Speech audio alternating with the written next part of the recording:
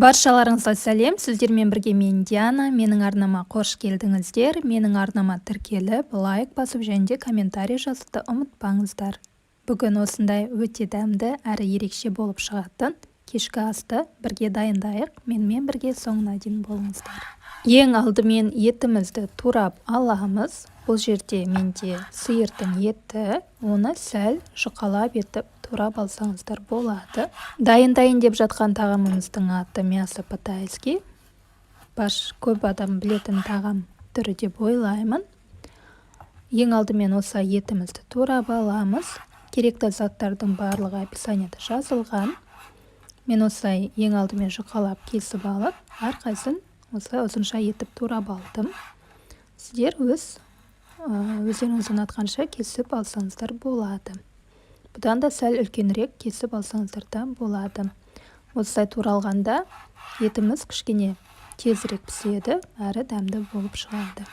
Ал енді көкөністерімізді тураймыз. Бұл жерде мен бір үлкендеу пиязды алдым. Оны сәл, егерде бұдан кішкентай болса 2-ге бөліп, немесе осындай болса 4-ге бөліп турасаңыздар болады.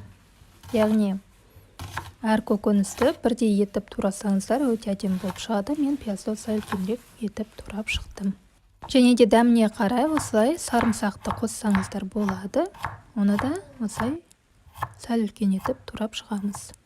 Ал енді тағы да көкөністерде мен қызанақ пен қиярды қосатын болдым. Егер де қияр қосқыларыңыз келмесе, қоспасаңыздар да болады, бірақ ол өте әдемі түрі беріп тұрады. Оларды да осылай ұзынша етіп турап шығамыз. Қиярды осындай ерек кескішпен турап шықсаңыздар өте әдемі болып көрінеді. Және де ұзынша етіп тураңыздар. Ал енді келесі көкөнісіміз ол болгар бұрышы. Менде көріп тұрғандарыңыздай қатырылған болгар бұрышы. Егер де сіздерде қатырылмаған болсаңыздар, тіпті жақсы. Оны осылай 3-4 болгар бұрышын алып, әр түрлісінен алған тіпті әдемі болып көрінеді. Бұл жерде менде жасыл және де қызыл. Оларды да сәл үлкенірек етіп кесіп аламыз. Ал енді қызып тұрған пешіміздің үстіне табамыз салып, оған сұйық майды құйып қыздырып, ең алдымен етімізді пісіруге көшеміз. Етімізді салып, жақсылап тұрып қуырып аламыз. Ең алдымен етіміздің өз суы шығуы керек, және де суы азайғаннан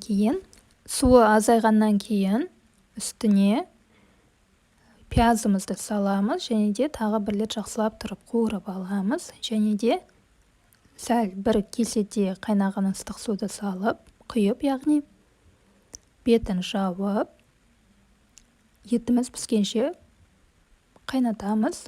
Яғни етіміздің пісуіне 1 сағаттай уақыт кетуі мүмкін. Ал енді етіміз піскенше біз гарнирін дайындайық. Көбінесе мясо по-тайскиға күрішпен беріледі. Сондықтан күрішімізді жақсылап тұрып жуып аламыз, тазартып.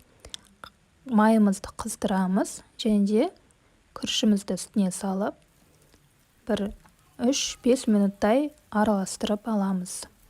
3-5 минуттай араластырып болғаннан кейін қайнап тұрған ыстық суды құямыз. Күрішімізден сәл-пәл асуы керек.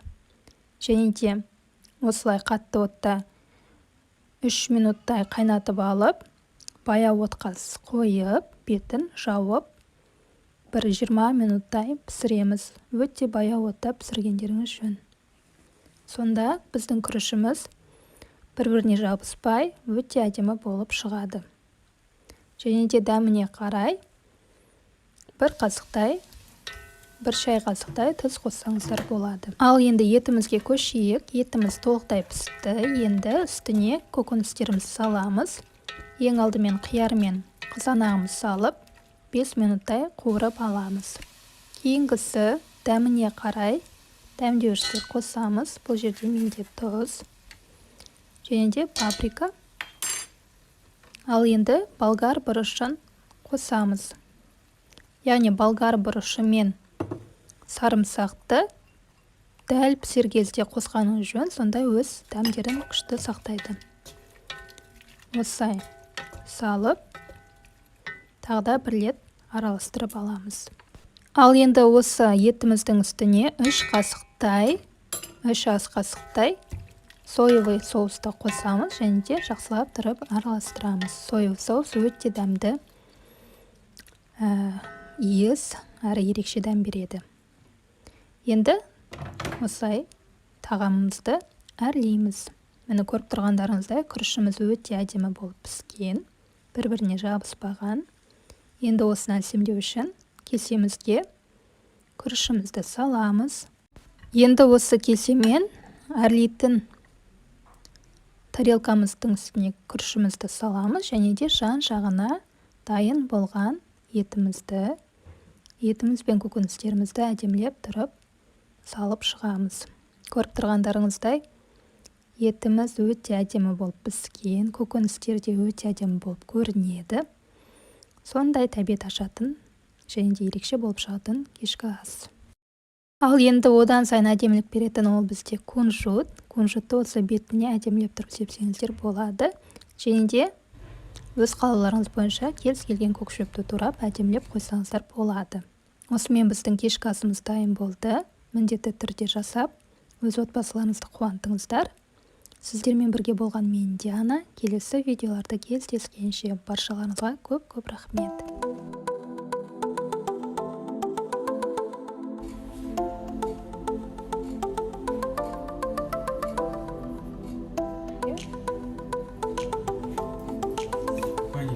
ертең істейін ба?